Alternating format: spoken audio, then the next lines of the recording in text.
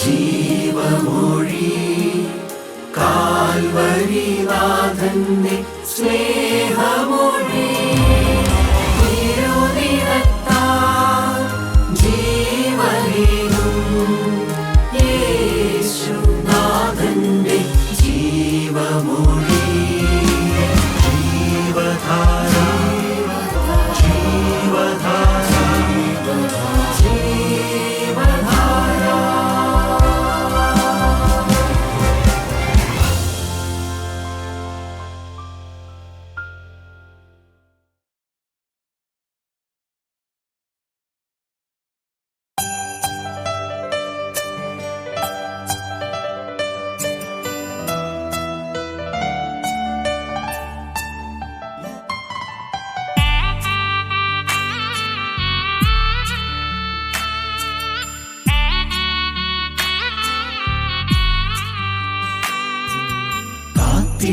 കാത്തിരിക്കുന്നതൻ ശുദ്ധിമാന്മാർ ഗണം കാഹളം കേൾക്കുമ്പോൾ വാനിൽ പോകും.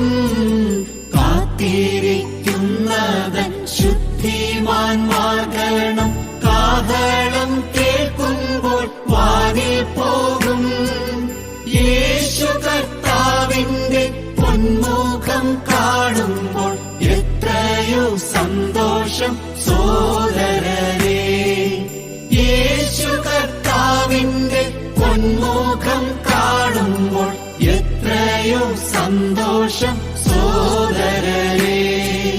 ഹല്ലേലൂയാ ജയം, ഹല്ലേലൂയാ ജയം, ഹല്ലേലൂയാ വന്നു തീർന്നു പോകും. ഹല്ലേലൂയാ ജയം, ഹല്ലേലൂയാ ജയം, ഹല്ലേലൂയാ വന്നു തീർന്നു പോകും.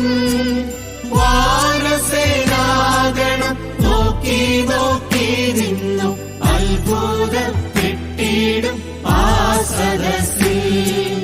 വാനസേനാഗണം നോക്കി നോക്കി നിന്നു അത്ഭുതപ്പെട്ടിടും ആ സദസ്സിൽ.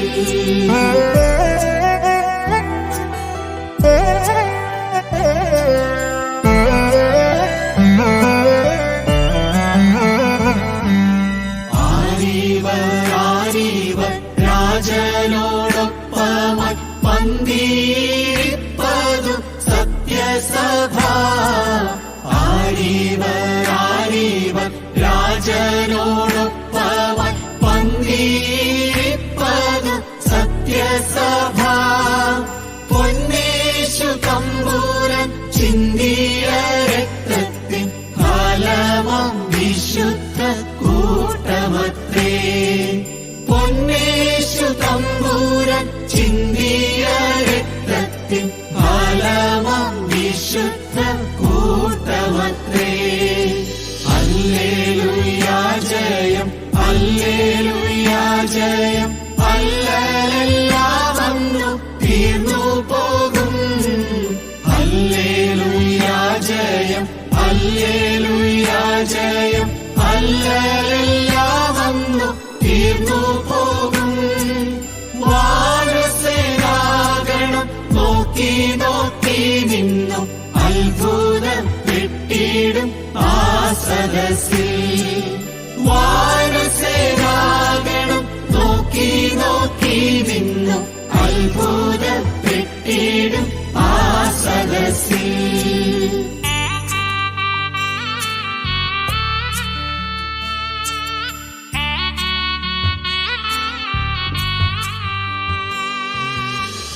പ്രതിഫലങ്ങൾ വിഭാഗിച്ചു കൊടുക്കും തൻ പേർക്കായി പാർത്തലെ വിശ്വസ്തരാൻ.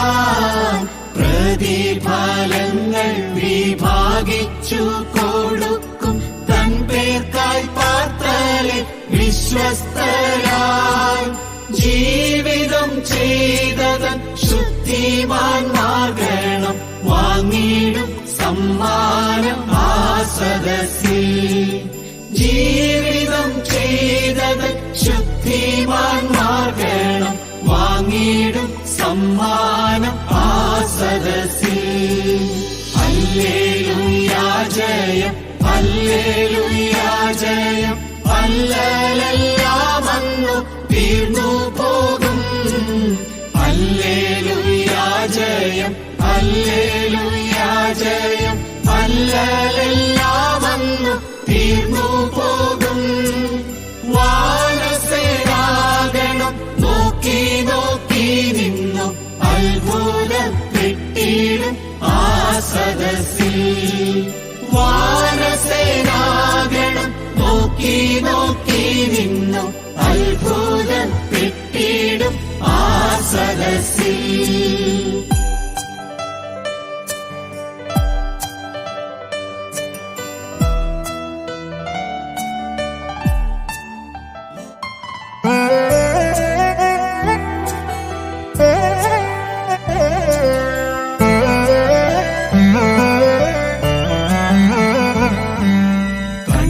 കണ്ണുനീരെല്ലാം തുടച്ചിടുമേ അന്ന് എത്രയോ സന്തോഷം ആ സദസ്സിൽ. കണ്ണുനീരെല്ലാം തുടച്ചിടുമേ അന്ന് എത്രയോ സന്തോഷം ആ സദസ്സിൽ. കുഞ്ഞാട്ടിൻ കല്യാണശാലയാം വാനത്തിൽ കല്യാണ വേളയാഘോഷമത്രേ. കുഞ്ഞാട്ടിൻ കല്യാണശാലയാം വാനത്തിൽ കല്യാണ വേളയാഘോഷമത്രേ. ഹല്ലേലൂയ ജയം. ഹല്ലേലൂയ ജയം. അല്ലലെല്ലാം അന്നു തീർന്നു പോകും. ഹല്ലേലൂയ ജയം. ഹല്ലേലൂയ ജയം. അല്ലലെല്ലാം അന്നു തീർന്നു പോകും. വാനസേനാഗണം നോക്കി നോക്കി നിന്നു അത്ഭുതപ്പെട്ടിടും ആ സദസ്സിൽ. വാനസേനാഗണം നോക്കി നോക്കി നിന്നു അത്ഭുതപ്പെട്ടിടും ആ സദസ്സിൽ. യേശുക്രിസ്തുവിന്റെ പരിശുദ്ധമായ നാമം മഹത്വപ്പെടുമാറാകട്ടെ. ദൈവമാണ് വചനം. ദൈവം നമ്മോടുകൂടെ നമ്മുടെ ഹൃദയത്തിൽ വചനം വസിക്കുമ്പോഴാണ് ദൈവം നമ്മുടെ ഹൃദയത്തിൽ വസിക്കുന്നത്. ആ വചനമാകുന്ന ക്രിസ്തുവിനെ കുറിച്ച് അറിയുവാനും കേൾക്കുവാനും നമുക്ക് ലഭിച്ച ഈ ഭാഗ്യാവസ്ഥയെ നമുക്ക് സന്തോഷത്തോടെ ഓർക്കാം. നമുക്ക് ദൈവത്തിൻ്റെ വചനത്തിലേക്ക് വരാം. ഏതാനും ചില വാക്യങ്ങൾ വായിച്ചിട്ട് നമുക്ക് ദൈവത്തിൻ്റെ വചനത്തെക്കുറിച്ച് ധ്യാനിക്കാം. 61-ാമത്തെ സങ്കീർത്തനം നമുക്കെടുക്കാം. 61-ാമത്തെ സങ്കീർത്തനം ആദ്യത്തെ 2 വാക്യം വായിക്കാം.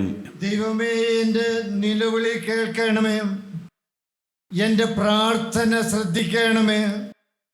എൻ്റെ ഹൃദയം ക്ഷീണിക്കുമ്പോൾ ഞാൻ ഭൂമിയുടെ അറ്റത്തുനിന്ന് നിന്നെ വിളിച്ചപേക്ഷിക്കും. എനിക്ക് അത്യുന്നതമായ പാറയെങ്കിലേക്ക് എന്നെ നടത്തണമേ. ദൈവത്തിന് സ്തോത്രം. പ്രാർത്ഥനയാണ്. എനിക്ക് അത്യുന്നതമായ പാറയെങ്കിലേക്ക്, ഞാൻ വിചാരിച്ചാൽ കയറാൻ പറ്റാത്ത ആ പാറയിലേക്ക്, ആ ഉന്നതത്തിലേക്ക്, എൻ്റെ കഴിവുകൊണ്ടോ വിദ്യാഭ്യാസം കൊണ്ടോ പദവി കൊണ്ടോ എൻ്റെ സ്വഭാവപരിചയം കൊണ്ടോ ഒന്നുകൊണ്ടും എനിക്ക് എത്താൻ പറ്റാത്തതായ ആ അത്യുന്നതമായ പാറയെങ്കിലേക്ക്, ആ കർത്താവായ യേശുവിൻ്റെ ആ ഉന്നത ആ പദവിയിലേക്ക്, ആ ഹൃദയത്തിലേക്ക്, ആ ദൈവരാജ്യത്തിൻ്റെ അനുഭവത്തിലേക്ക് എന്നെ നടത്തണമേ എന്ന് സങ്കീർത്തനക്കാരൻ പ്രാർത്ഥിക്കുകയാണ്. വീണ്ടും നമുക്ക് 2 വാക്യം കൂടെ വായിച്ച് കേൾക്കാം. 84-ാമത്തെ സങ്കീർത്തനമാണ് കോരഹ് പുത്രന്മാരുടെ സങ്കീർത്തനം. കോരഹ് എന്ന് പറയുന്ന ഒരപ്പൻ്റെ മക്കളാണ് കോരഹ് പുത്രന്മാർ. അതെല്ലാം വേദപുസ്തകത്തിലുണ്ട്. ആ അപ്പൻ എന്ത് സംഭവിച്ചു എന്നെല്ലാം ആ മക്കളുടെ പ്രാർത്ഥനയാണ്. നമുക്ക് കേൾക്കാം. അതിൻ്റെ 5ഉം 6ഉം 7ഉം വാക്യം നമുക്ക് വായിക്കാം. 84-ാം സങ്കീർത്തനം 5ഉം 6ഉം 7ഉം വാക്യം. ബലം നിന്നിലുള്ള മനുഷ്യൻ ഭാഗ്യവാൻ. ഇങ്ങനെയുള്ളവരുടെ മനസ്സിൽ സിയോനിലേക്കുള്ള പെരുവഴികൾ ഉണ്ട്. കണ്ണുനീർ താഴ്വരയിൽ കൂടി കടക്കുമ്പോൾ അവർ അതിനെ ജലാശയമാക്കി തീർക്കുന്നു. മുൻമഴയാൽ അത് അനുഗ്രഹപൂർണമായി തീരുന്നു. അവർ മേൽക്കുമേൽ ബലം പ്രാപിക്കുന്നു. എല്ലാവരും സിയോനിൽ ദൈവസന്നിധിയിൽ ചെന്നെത്തുന്നു. ഇവിടെ നാം വായിക്കുന്നു, സിയോനിലേക്കുള്ള പെരുവഴികൾ എൻ്റെ ഹൃദയത്തിൽ തുറക്കണമേ. സിയോനിലേക്കുള്ള പെരുവഴികൾ. ഈ ലോകത്തിലെ ധാരാളം വഴികളെ ഞാൻ നടന്നിട്ടുണ്ട്. അശുദ്ധിയിലും മ്ലേച്ഛതയിലും അരുതായ്മകളും മദ്യപാനത്തിലും കലഹത്തിലും കോപത്തിലും എല്ലാം ഞാൻ നടന്നിട്ടുണ്ട്. എന്നാൽ ഇപ്പോൾ ഞാൻ പ്രാർത്ഥിക്കുന്നത് എൻ്റെ ഹൃദയം സിയോനിലേക്കുള്ളതായ ഒരു പെരുവഴിയിലേക്ക് എന്നെ നടത്തണം. ഒരു ആത്മീയ പാതയിലേക്ക്, ഒരു പരിശുദ്ധിയുടെ പാതയിലേക്ക്, ഒരു സമാധാനത്തിൻ്റെ മാർഗത്തിലേക്ക്, കർത്താവായ യേശുവിലുള്ള വിശ്വാസത്തിൻ്റെ പാതയിലേക്ക്, സിയോനിലേക്കുള്ള പെരുവഴികൾ എൻ്റെ ഹൃദയത്തിൽ തുറക്കണമേ എന്നാണ് പ്രാർത്ഥിക്കുന്നത്. എൻ്റെ 7-ാമത്തെ വാക്യമാണ് മനോഹരം. സിയോനിൽ ദൈവസന്നിധിയിൽ ചെന്ന് എത്തുന്നു. പ്രിയപ്പെട്ടവരെ, അത്യുന്നതമായ പാറയെങ്കിലേക്ക് എന്നെ നടത്തണം. സിയോനിലേക്കുള്ള പെരുവഴികൾ എൻ്റെ ഹൃദയത്തിൽ വരണം. എല്ലാവരും അങ്ങനെ ആഗ്രഹിക്കുന്നവരെല്ലാം സിയോനിൽ ദൈവസന്നിധിയിൽ ചെന്ന് എത്തുന്ന ഒരു ദിവസമുണ്ട്. മനോഹരമായ ദൈവവചനം 1-ാം ക്ലാസ് മുതൽ 4-ാം ക്ലാസ് വരെയുള്ള കുട്ടികൾ പഠിക്കുന്ന സ്കൂളായിരിക്കണം. എന്ന് പറഞ്ഞാൽ ABCDയും ബാലപാഠങ്ങളെല്ലാം പഠിക്കുന്ന സ്കൂള്. എലിമെൻ്ററി വിദ്യാഭ്യാസം. തല ഏതാണെന്ന് ചോദിച്ചാൽ കാണിച്ചു തരും. മൂക്ക് ഏതാണെന്ന് ചോദിച്ചാൽ ഇവിടെ പഠിക്കുന്ന കുട്ടികൾ കാണിച്ചു തരും. കണ്ണ് ഏതാണെന്ന് ചോദിച്ചാൽ അവർ കാണിച്ചു തരും. ആഹാരം കഴിക്കുന്നത് വാ കൊണ്ടാണെന്ന് ചോദിച്ചാൽ അവർ വാ വിളിച്ച് കാണിച്ചു തരും. അതെല്ലാം എലിമെൻ്ററി വിദ്യാഭ്യാസമാണ്. അതുപോലെ തന്നെ ബന്ധങ്ങളെക്കുറിച്ചുള്ളതായ എലിമെൻ്ററി അനുഭവങ്ങളുണ്ട്. അപ്പൻ ആരാണെന്ന് ചോദിച്ചാൽ അവർ കൃത്യമായി കാണിച്ചു തരും. അമ്മ ആരാണെന്ന് ചോദിച്ചാൽ അവർ കൃത്യമായി കാണിച്ചു തരും. സിബ്ലിങ്സ്, എൻ്റെ ചേട്ടനാരാ, അനിയനാരാ, ചേച്ചി ആരാന്ന് ചോദിച്ചാൽ അവർ കൃത്യമായി കാണിച്ചു തരും. എലിമെൻ്ററി നോളജാണ് പ്രിയപ്പെട്ടവരെ. എന്നാൽ ക്രൈസ്തവരായി നമുക്ക് ക്രൈസ്തവ വിശ്വാസത്തിൻ്റെ എലിമെൻ്ററി പോലും അറിയാൻ മേല എന്നുള്ളതാണ് സത്യം. അതിൻ്റെ ആദ്യപാഠങ്ങൾ പോലും അറിയാൻ മേല. ക്രൈസ്തവരാണ്, വർഷങ്ങളായി ക്രൈസ്തവരാണ്, മാമോദീസ മുങ്ങിയവരാണ്. എന്നാൽ എലിമെൻ്ററി അറിവ് പോലും, വിദ്യാഭ്യാസം പോലും ഇല്ല ആത്മീയത്തിൽ നോക്കിയാൽ. പ്രിയപ്പെട്ടവരെ, എന്താണ് ആത്മീയത്തിലെ എലിമെൻ്ററി വിദ്യാഭ്യാസം? ആത്മീയത്തിലെ ഏറ്റവും ബാലപാഠം എന്ന് പറയുന്നത് എന്താ? ബാലപാഠം എന്ന് പറയുന്നത് എന്താ? ഈ ഭൂമിയിലെ ജീവിതം കഴിഞ്ഞാലും മനുഷ്യന് ജീവിതമുണ്ട്. മരണം കഴിഞ്ഞാലും മനുഷ്യൻ ജീവിച്ചിരിക്കും. അതെല്ലാം ക്രൈസ്തവ വിശ്വാസത്തിൻ്റെ ആദ്യ പാഠങ്ങളാണ്. അതുപോലെ തന്നെ സ്വർഗത്തിലേക്ക് പോകാനൊരു വഴിയുണ്ട്. അത് പള്ളിയല്ല പ്രിയപ്പെട്ടവരെ, അത് ഫെലോഷിപ്പല്ല, അത് കർത്താവായ യേശുക്രിസ്തുവാണ്. സ്വർഗത്തിലേക്ക് പോകാനുള്ള ഒരേ ഒരു വഴിയേ ഉള്ളൂ. അത് ക്രിസ്തുവിൽ ശരണമുള്ളവനാണ് ദൈവരാജ്യത്തിലെത്തുകയുള്ളൂ. ഇതെല്ലാം ബാലപാഠങ്ങളാണ്. ഞാൻ എന്തിനാണ് ഇത് ഓർപ്പിക്കണമെന്ന് വെച്ചാൽ, ഈ ബാലപാഠങ്ങളൊന്നും അറിയില്ലെങ്കിൽ ദൈവത്തിൻ്റെ വചനം പറഞ്ഞാലും മനസ്സിലാവുകയില്ല. പ്രിയപ്പെട്ടവരെ, അതുപോലെ തന്നെ ബാലപാഠമാണ്, ഞാൻ എൻ്റെ പാപങ്ങളെ ഏറ്റുപറയുന്നുവെങ്കിൽ അവൻ നമ്മോട് പാപങ്ങളെ ക്ഷമിക്കും. കർത്താവായ യേശുക്രിസ്തുവിനോട് പാപങ്ങളെ ഏറ്റുപറഞ്ഞാൽ മാത്രമേ കർത്താവായ യേശു എൻ്റെ പാപം ക്ഷമിക്കുകയുള്ളൂ. അല്ലാതെ എൻ്റെ പാപം, ഞാൻ പാപം ചെയ്തു പോയി ക്ഷമിക്കണമേ എന്ന് പ്രാർത്ഥിച്ചാൽ പാപം മാറില്ല. കർത്താവേ, ഞാൻ പാപം ചെയ്തു പോയി, ഞാൻ നിൻ്റെ മകനെന്നുള്ള വിളിക്ക് യോഗ്യനല്ലാതായിപ്പോയി, ഞാൻ പാപം ചെയ്തു പോയി, ഇനിമേൽ അത് ചെയ്യുകയില്ല, എന്നോട് ക്ഷമിക്കണമേ എന്ന് പ്രാർത്ഥിച്ചാലേ ക്ഷമിക്കുകയുള്ളൂ. അല്ലാതെ പള്ളിയിൽ പോയി തിരികെത്തിച്ചാൽ പാപം ക്ഷമിക്കില്ല. പെരുന്നാൾ ഏറ്റുകഴിഞ്ഞാൽ പാപക്ഷമ കിട്ടൂല. പൈതങ്ങളുടെ നേർച്ച കഴിച്ചാൽ പാപക്ഷമ കിട്ടൂല. പാപക്ഷമ കിട്ടണമെങ്കിൽ പാപം ചെയ്തു എന്ന് സമ്മതിച്ചുകൊണ്ട് ഇനിമേലത് ചെയ്യുകയില്ല എന്ന് പറഞ്ഞ് സമർപ്പണമെടുത്ത് ഏറ്റുപറഞ്ഞാൽ പാപക്ഷമ കിട്ടും. അതെല്ലാം വിശ്വാസത്തിൻ്റെ ബാലപാഠങ്ങളാണ്. അതുപോലെ തന്നെയുള്ള നാലാമത്തെ ഒന്നും കൂടെ ഉണ്ട്. നമ്മുടെ വർഗത്തിൻ്റെ പുതുക്കത്തിനായിട്ട് ഇനിയും വരുവാനിരിക്കുന്നവനായ ക്രിസ്തു. പ്രിയപ്പെട്ടവരെ, കർത്താവായ യേശു ക്രിസ്തു ഈ മനുഷ്യവർഗത്തിൻ്റെ പുതുക്കം നടക്കും. മനുഷ്യവർഗത്തിലെ അതിനെ അരിച്ചു മാറ്റും, പതിരും നെല്ലും മാറ്റും, ചപ്പും ചവറും മാറ്റും. അതാണ് നമ്മുടെ ദേവാലയത്തിൽ ആരാധനയ്ക്ക് പോകാൻ നിങ്ങൾ കേട്ട് കാണും. മനുഷ്യവർഗത്തിൻ്റെ പുതുക്കത്തിനായിട്ട് ഇനിയും വരുവാനുള്ളവനായ ക്രിസ്തു. ഈ മനുഷ്യവർഗം പുതുക്കപ്പെടും. നാം കാണുന്ന മനുഷ്യവർഗം പുതുക്കപ്പെട്ടിട്ട് അതിൽ ക്രിസ്തുവിൽ വിശ്വസിച്ചവർക്ക് വേണ്ടി, ക്രിസ്തുവിൽ മരിച്ചവർക്ക് വേണ്ടി കർത്താവായ യേശു ക്രിസ്തു വിശുദ്ധന്മാരെ തേടി വീണ്ടും വരും. പ്രിയപ്പെട്ടവരെ, ഈ ഒരു ബാലപാഠം കൂടെ ഞാൻ പറയാം. പള്ളി കുദാശ ചെയ്യാൻ മെത്രാച്ചൻ വന്നാൽ മതി. പക്ഷേ മനുഷ്യഹൃദയം കുദാശ ചെയ്യണമെങ്കിൽ, വിശുദ്ധമാകണമെങ്കിൽ ക്രിസ്തു അകത്തു വരണം. പ്രിയപ്പെട്ടവരെ, പള്ളി കുദാശ ചെയ്യാൻ മെത്രാച്ചൻ വന്നാൽ മതി. പക്ഷേ എൻ്റെ നിൻ്റെ ഹൃദയം വിശുദ്ധമാകണമെങ്കിൽ അതിനകത്ത് ക്രിസ്തു വരണം, അതിനകത്ത് വചനം വരണം, അതിനകത്ത് പരിശുദ്ധാത്മാവ് വരണം. നീ ദൈവത്തിൻ്റെ വചനത്തിന് കീഴടങ്ങി ജീവിക്കണം. എന്നാൽ മാത്രമേ ഹൃദയം വിശുദ്ധമാകുകയുള്ളൂ. പ്രിയപ്പെട്ടവരെ, നമുക്ക് ദൈവവചനം ഒന്നുകൂടെ അയവർത്തുകൊണ്ട് വചനത്തിലേക്ക് വരാം. ദൈവമക്കളെ, മണ്ണെന്ന് കേട്ടാൽ, മണ്ണ് അത് കേട്ടാൽ നമ്മുടെ മനസ്സിൽ ആദ്യം വരുന്ന ചിന്ത ഏതാ? മണ്ണ്, പറമ്പിലെ മണ്ണ്, അല്ലെങ്കിൽ പാടത്തെ ചെളിമണ്ണ്. പൊടിയെന്നൊക്കെ കേട്ടാൽ ഉടനെ നമുക്ക് തോന്നും, ഓ റോഡിൽ വണ്ടി പോകുമ്പോൾ എന്തോരം പൊടിയാ. റോഡ് സൈഡിൽ ജീവിക്കുന്നവർക്കാണെങ്കിൽ പറയാം, ഓ റോഡ് സൈഡിലായതുകൊണ്ട് വീട് നിറച്ച് പൊടിയാ എന്നൊക്കെയാണ് നമുക്ക് ഓർമ്മ വരുന്നത്. മണ്ണെന്ന് കേട്ടാൽ നമ്മുടെ ഓർമ്മയിൽ വരുന്നത് പറമ്പിലെ മണ്ണാണ്, പാടത്തെ ചെളിയാണ്, റോഡ് സൈഡിലെ മണ്ണൊക്കെയാണ് നമുക്ക് ഓർമ്മ വരുന്നത്. എന്നാൽ മണ്ണെന്ന് കേട്ടാൽ ദൈവത്തിൻ്റെ ഹൃദയത്തിൽ ഓർമ്മ വരുന്നത് എന്താ? മണ്ണ് എന്ന് കേട്ടാൽ നിത്യനായ ദൈവത്തിൻ്റെ ഹൃദയത്തിൽ വരുന്ന ചിന്ത എന്താണ്? നാം മണ്ണ്, പൊടി എന്ന് അവൻ ഓർക്കുന്നു. പ്രിയപ്പെട്ടവരെ, മണ്ണ് എന്ന് കേട്ടാൽ ദൈവത്തിൻ്റെ ഹൃദയത്തിൽ ഓർമ്മ വരുന്നത്, ഓ ആ UT ജോർജ് ഒരു മണ്ണാങ്കട്ട. ദൈവത്തിൻ്റെ ഹൃദയത്തിൽ ഓർമ്മ വരുന്നത് അതൊരു മണ്ണാങ്കട്ട. പ്രിയപ്പെട്ടവരെ, ദൈവത്തിൻ്റെ സൃഷ്ടി മണ്ണാങ്കട്ട. കഴുത്തലിടുന്ന മാല സ്വർണ്ണമാണ്. പല്ല് ചിലപ്പോൾ സ്വർണം കൊണ്ടൊക്കെ ഇല്ലായിരിക്കും, കണ്ണടയൊക്കെ സ്വർണ്ണമായിരിക്കും. പക്ഷേ ഇത് ധരിച്ചിരിക്കുന്ന ശരീരം വെറും മണ്ണാണ്, വെറും മണ്ണാണ്. പ്രിയപ്പെട്ടവരെ, അത് മണ്ണാണ് ദൈവം ഓർക്കുന്നു.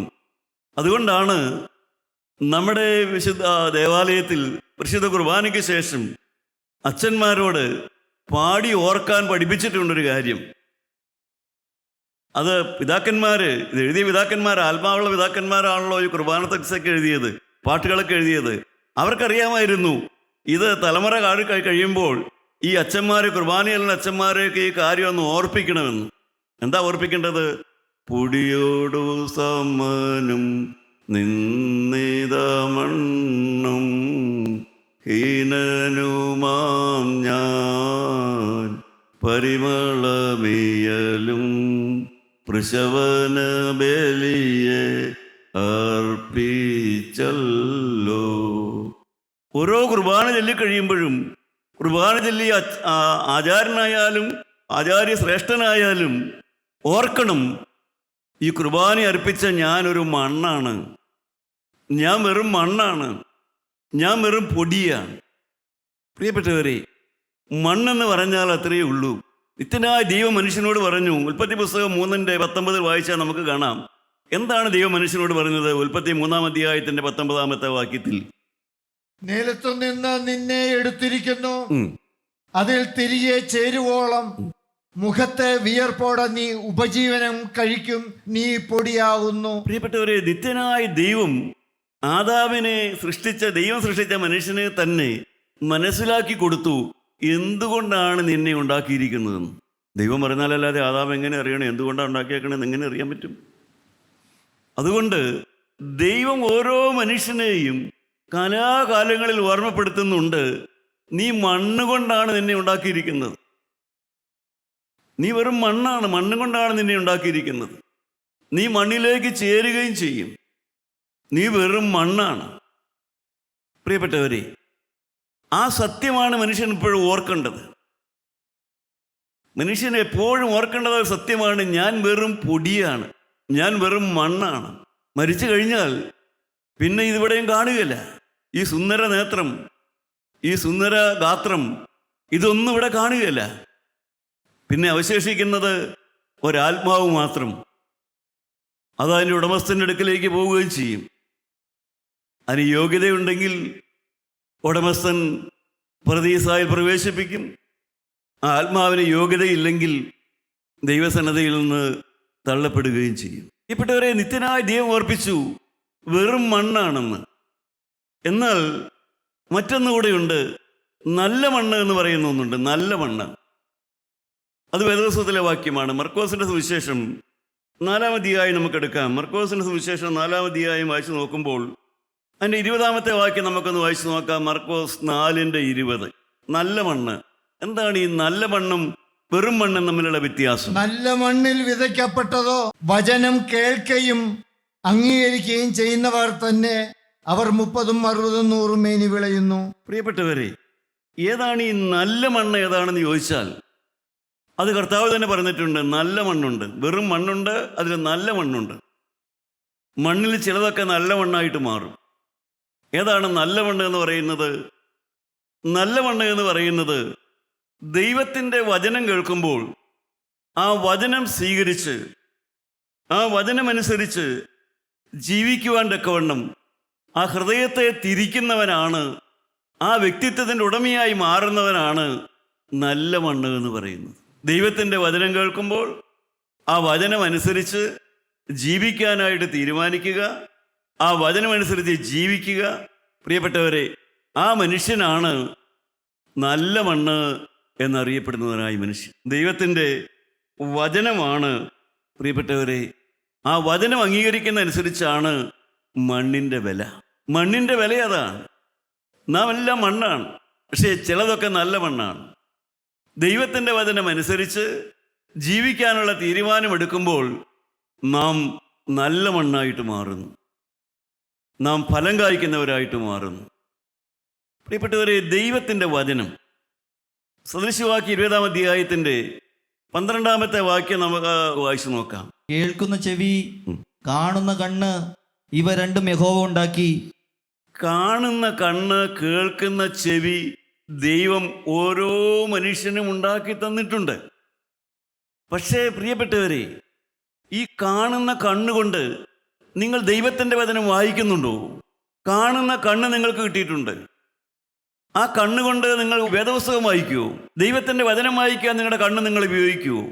ദൈവം ഉണ്ടാക്കി തന്ന കണ്ണ, കാണുന്ന കണ്ണ് തന്നെ. പക്ഷേ ആ വചനം നിങ്ങൾ ദൈവവചനം വായിക്കാൻ ഉപയോഗിക്കുമോ? കേൾക്കുന്ന ചെവി ദൈവം ഉണ്ടാക്കി തന്നിട്ടുണ്ട്. ആ ചെവി ദൈവവചനം കേൾക്കാൻ നിങ്ങൾ ഉപയോഗിക്കുമോ? കാണുന്ന കണ്ണും കേൾക്കുന്ന ചെവിയും ദൈവമനുഷ്യനുണ്ടാക്കി തന്നിട്ടുണ്ട്. ബഹുഭൂരിപക്ഷം പേർക്കും ഉണ്ടല്ലോ, വളരെ ചുരുക്കം പേർക്ക് രോഗങ്ങളൊക്കെ വരാറുണ്ട്. പക്ഷേ എത്ര ക്രിസ്ത്യാനി തൻ്റെ കാണുന്ന കണ്ണ് വേദപുസ്തകം വായിക്കാൻ ഉപയോഗിക്കുന്നുണ്ട്?